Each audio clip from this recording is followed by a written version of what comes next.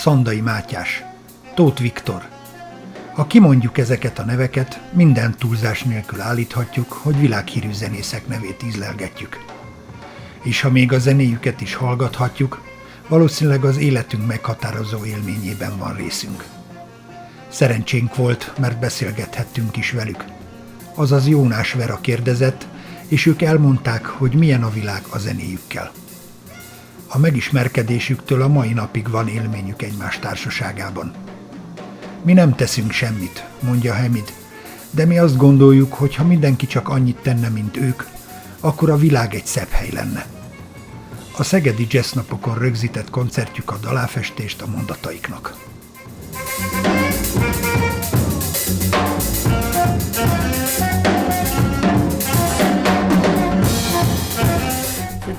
This is basically as you said, it's a democracy in this band, but it's basically you who's bringing it together. How did you find these amazing musicians, and how did you bring this project together? You know, this is a long story because maybe it was 15 years ago when we met first time. Yeah, Media Wave. Media Wave. Yeah. It was in Jörn at the Media Wave, and you know the occasion how we met actually when we played together first time, it was a William Parker quartet featuring Hamid led a workshop for Hungarian youngsters. And it was a big band.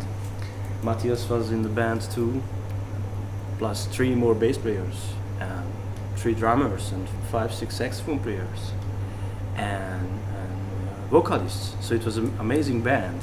Rob Brown on saxophone, he was a leader of the saxophone group, Lena Conquest. 2 or 3 vocalists like that. Yeah. There's 3 vocalists. Yeah. And and I never gonna forget my deepest meeting with you, because he was the leader of the drummer section, of course, and they working together, but not at the same place. You practiced in different places. And I remember when the first rehearsal, we getting together, and saxophone line, drummers here. And Hamid, there was only 3 drum kits, and so Hamid just didn't play. Yeah. Just listen to the youngsters to play. There was one master was there too, though. He plays with Dresch. Balo. Yeah, István Balo. Balo. Yeah. But I just remember one point he just joined with the band. He just sat in, and Hamid drum kit was here, and she just and I just turning, and I remember I never heard music like this before. And his face was the same like now. I'm just looking at him, and he's just smiling to me, and I felt, oh man. So I found the master I was searching for, and right at that point I knew, you have a message in your book, in your bag to me, name, address to me, and so it's changed my life so much, our meetings. And I remember the first gig when we played, it was connected with the Media Wave too, but we had a trio in Hungary that time, and our drummer just wasn't available to play. And we just talking with Mátyás, hey, what if we would ask Hamid to come maybe to play with us that Budapest gig? And we just asked it, and Hamid agreed. And it was so beautiful, that gig, and it was in a BMC. It was some showcase or something. Yeah. It was a bigger scene. It was a Millenarisch center. And I remember that concert, I'm gonna never forget, because we played together. Do you remember before that we were sitting, at the backstage, and we just did some meditation together. Yeah, We just prepared yeah, ourselves for the concert. And I remember after I wasn't conscious what is happening on the show. So I just played the music like without conscious. My body was there, my everything, I played, but I wasn't in a different place. That was a special night. Special night. And right after the BMC guys, Boogie and Warner, just coming and asking for us to create a CD. So it is how first CD just came. And it was wow. It was a long time ago. Yeah. But our history meeting as a trio, it is very special.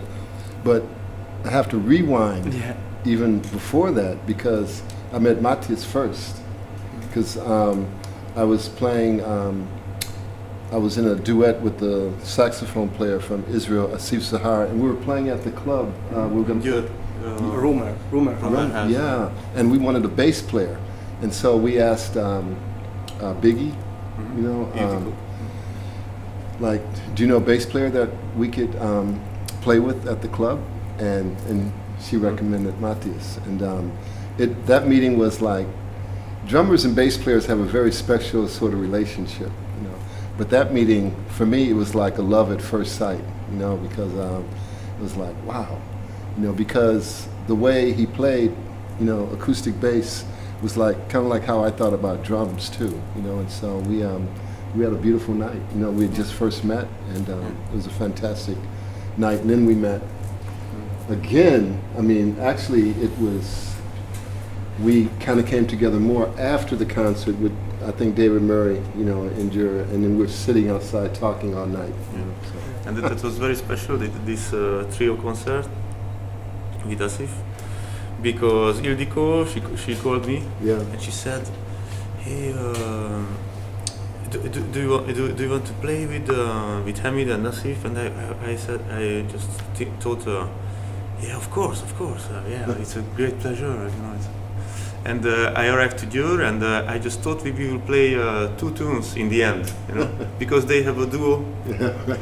So I arrive, you know, I will see the duo concert, and after I go and maybe we play 1 tune.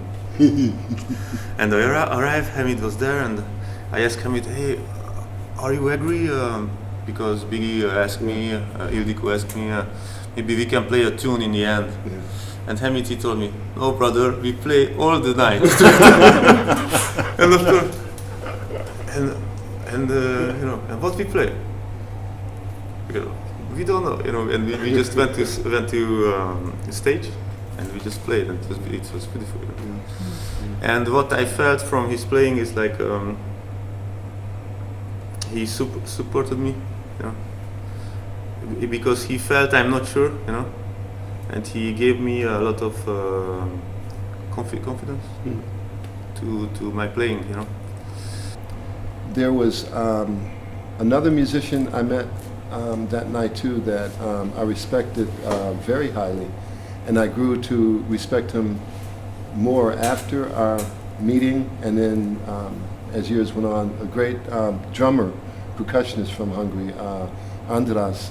Unfortunately, I don't remember his last name, but he passed away not too long ago, you know, and we became very good friends, and we became like drum brothers, you know, and that was that night after the concert in Europe. It was because we all stayed up, you know, late, just talking about music, talking about all these different things, traditional Hungarian music, you know, jazz, everything. And that kind of, it made me feel that I found like another music family, you know, here, you know, in Hungary. And so that, when I think back to our meeting, I have to include him too, because he was very much, you know, a part of that. And they were so close, you know, with him, you know, and then I became a little close. And, but I always remember he was very important for my kind of like my initiation into being with Viktor and Mátyás, and you know, and continuing on together. So he was very much a part of that, you know, and I just want to pay my respects, you know, to him.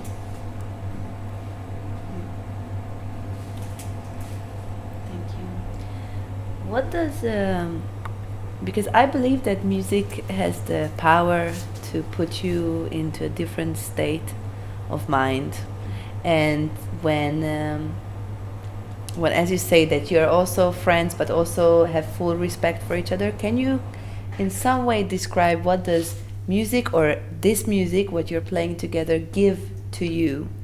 What does it how does it fill you?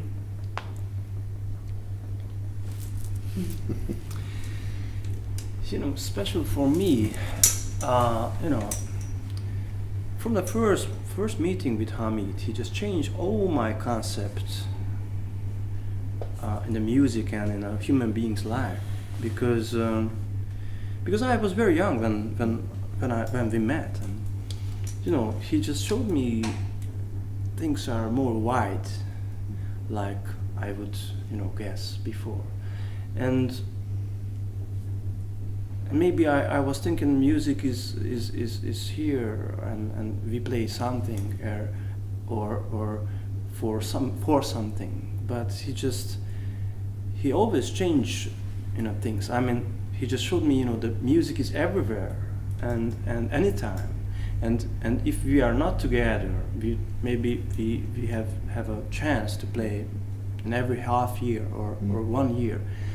But still, we are very highly connected. You know, it's like we are, and we always playing the music actually together. So when we're just meeting, it's not we never need to start again because we never finished it. So That's right.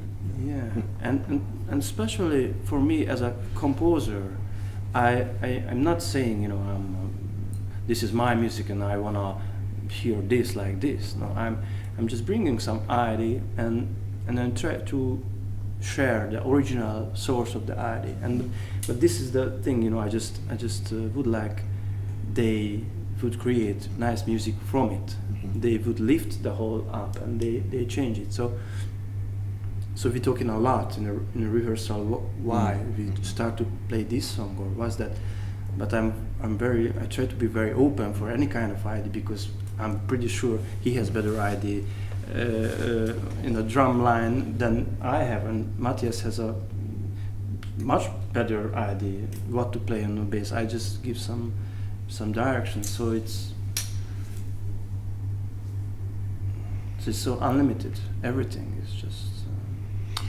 Yeah, but there's a respect there too, though, because I always ask Viktor, like, how would you like me to approach this, you know, rhythmically, because there can be multiple ways, you know, to approach any given composition. But this thing, this force that you're talking about, this resonance, like Viktor, he is a wonderful composer, you know, and we're playing his compositions, and there have been many wonderful composers, and I think, especially in this realm of, we're just talking about this realm of what we might call jazz or creative music. And many of the great composers in that particular field, they always composed the music for the people that were playing with them, you know, which I think is very important. And sometimes, of course, things would just come and they would compose, you know, at random, but oftentimes they would compose for the people that they're working with. And I think Viktor has that particular knack of composing music for the people that he's working with. That's one half of it.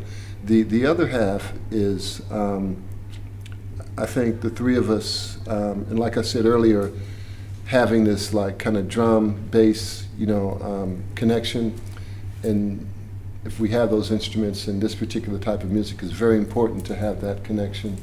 And with Mátyás, it's, like I said in the beginning, it was very immediate for me with him, and it's grown over the years, grown, even more so where the communication is very telepathic. So, all that being said, it puts us in a situation, a position where we don't have to worry about the music per se anymore, you know. We don't have to worry about that. So that allows us to be channels, you know, for that that resonance, that light, that brilliance to kind of come through, which can be a conduit for healing, you know, because we're able to step out of the way, you know, because when we're in that frame of mind, that consciousness, we know that we ourselves are just vehicles for the music to come through. We're not doing anything, you know, not really, you know. We're like in that space, and it's coming through, and we're being guided to do something, you know. And half the time, you know, you're not even thinking whether I'm gonna go, if I'm playing the drums, I'm gonna go brata bata bata boom, or Victor's gonna play this particular phrase, or Mátyás is gonna play that particular phrase. It comes. You know, we've rehearsed the music, we've got the foundation together, so the building is strong. So we don't have to worry about that. All we have to do now is be open channels for the creative process to flow through. And then it can do its work on us and upon those that are listening. And each person receives what they might need in any given situation. If someone over there needs a little healing, they'll receive that. You know, if someone needs maybe something that just to open the mind up a little bit more, they'll receive that. If someone needs to, if there's some dissonance that they're not happy with, they'll be unhappy with it, but it will cause them to think about maybe why they're not happy with that particular sound. It'll cause some sort of reflection to come about. So it works in various ways, but ultimately, I believe it's like what the great master Yusuf Latif said in speaking about the totality of the great tradition of music, and that's music from everywhere, that basically it's so that we can come to discover and have an understanding of our own unique voice, you know, our own unique being, because everybody's unique in some way or another. And so music is a vehicle by which those who are playing the music can come to that understanding, and those who are listening to the music can come to that understanding, that feeling, that resonance, you know, and that it allows us to know that we're more than what we think we are, you know.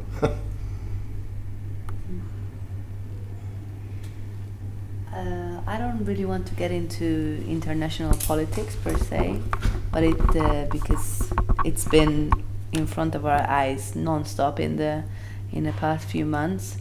But we are experiencing a tendency of the world changing radically. Do you think that music in general, or the music that you play, is, as you're saying, it's resonating with the audience, it's resonating with you, it's changing your life for the better? Do you think that the music that you're playing can make an impact on what is happening today? It's sure, because our music is like respecting each other, you know. And when we play, every musical idea which come, we respect, you know. We don't judge each other or something. We try to be in the moment. So, like Hamid said, we use the space like the moment when everything can happen. But if one influence or one note coming, we just respect it without any judgment. So in the world, what's happening now, it's judging other people or other looking for other culture or using them for political ideas. Or so in the music we use this respect and love and the resonate. You know, the sound is. The sound is it can be, like he said, healing. You know, just one sound. It can be like big hug for someone who needs it. You know, and this is what we need now, because everywhere in the world, it's very sad. Everywhere in the world there is lot of problems. You know? So, and what we talk about that yesterday too. So what is really interesting for me, or people who traveling a lot. When I was in China, I was in Scotland, I was in, I don't know, and Hamid too, and Viktor too. And I always meet a lot of people, and we talk about the same thing. So I always meet lot of people who think the same than me. Like me, and he know a lot of people who think the same than me. So we are in the majority who we are good, you know. So we are the majority who thinking like this, what we talk about. So there is, I'm so sorry, but I think there is people who using their power or politics or money. They are in minority, and we are in major. We are more, you know. But we are don't do nothing because we are better, you know, or we don't used to do. Me personally, I'm not the kind of people who go to the street and make revolution, you know. But maybe there will be a time we need it, you know. Like the big amount of people who thinking, the majority who thinking like this, we have to stand up and fight, because maybe the time will come. We have no other choice. Yeah. And on concerts, I always feel like year by year, more and more, that people has a very people are very thirsty for the truth, for the clear thing, for the straight thing, because I feel people just get bored, you know, from that advertisements and political issues and things, you know, and especially good for art, I guess, for the people to see an example about respect, freedom, playfulity, and I really feel they are very happy if they meet again with this source, and music could remind them, you know, you don't have any limit. You don't need to suffer. You need to be happy. You need to be free because you are happy and you are free originally. So don't believe what they would say to you. You know, you are free, and this is why music and art is important, I guess. Yeah, there's I mean, I'm in total agreement with what Viktor and Mátyás was saying, and there was a musician and great actor from the United States. His name is Harry Belafonte, and he said something. I heard him on an interview one day, and he said something that really struck me, and it resonated very strongly with me, and it's in resonance with what Viktor and Mátyás was saying. And he said, the artists are the gatekeepers of truth, you know, and that applies to artists in every genre, whether it's music, visuals, you know, painting, dance, literature. I mean, the totality of the arts. And I think artists have always been like shamans in a way, you know, where they've always, it seems like they've always been in what do you call it, the spokesperson for folks, and our role for that now is even greater, you know, now, and we've been blessed and given a lot of abilities, you know, and like what Mátyás was saying, you know, he's traveling here, traveling there, traveling all over, and he's meeting all these different people in all these different places who are saying the same thing. So that says a lot, you know, and he's right. It's not just a minority of people, you know, that you know, believe in truth. You know, it's a multitude of people, and I feel that he's right. We have to stay inspired, stay strong, and it's not the first time the world has been in this situation, you know, and so.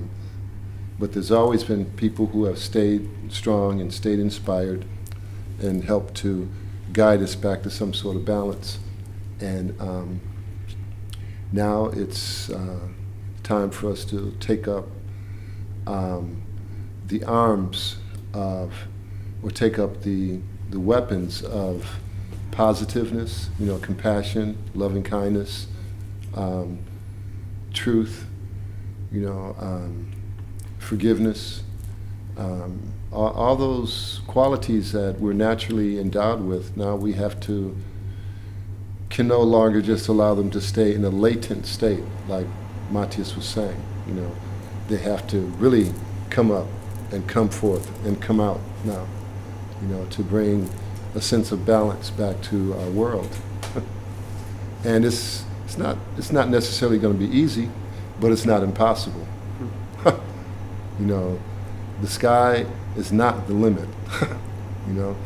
So it's not impossible. It's not impossible at all. We thought it was impossible. It was going to be impossible what happened in the United States a couple of days ago. We're like, oh, it's impossible. It's not impossible for us to do the other thing too. It's not. We just have to, keep that intention strong. It has to be our mantra. It has to be our strong. It has to be strong conviction. The stronger our conviction, the greater and greater and greater and greater the possibility of this happening sooner than later. Just a quote from the Bible, for instance, like Christ, he said, the strength of your faith can move mountains. Not only did he say that, but every great being from all these different cultures, that where these certain traditions have come about through them, they've all said that.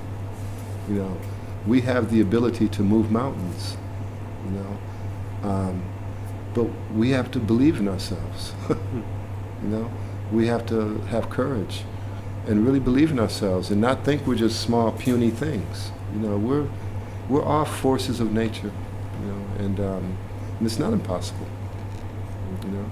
And we had this rehearsal today, and as the person whose rehearsal space we were using, when he was driving me over here, he said something very interesting to me. He said, politics isn't everything. It's like, wow. I said, no, it's not. There's many things in this life, and politics is not everything. It's one of the things. We make it everything. It doesn't have to be, but we make it so. Because these things don't happen by themselves, They happen because we make them happen or allow them to happen.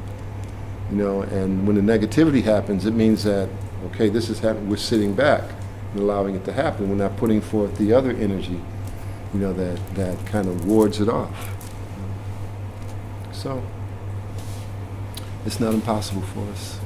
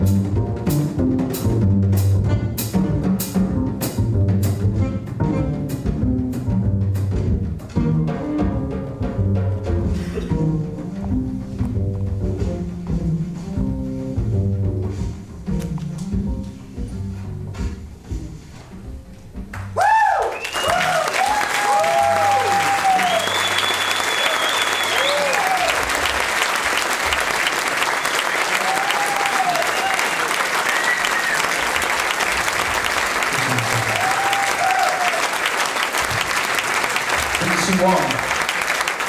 Hamid on drums. Hamid.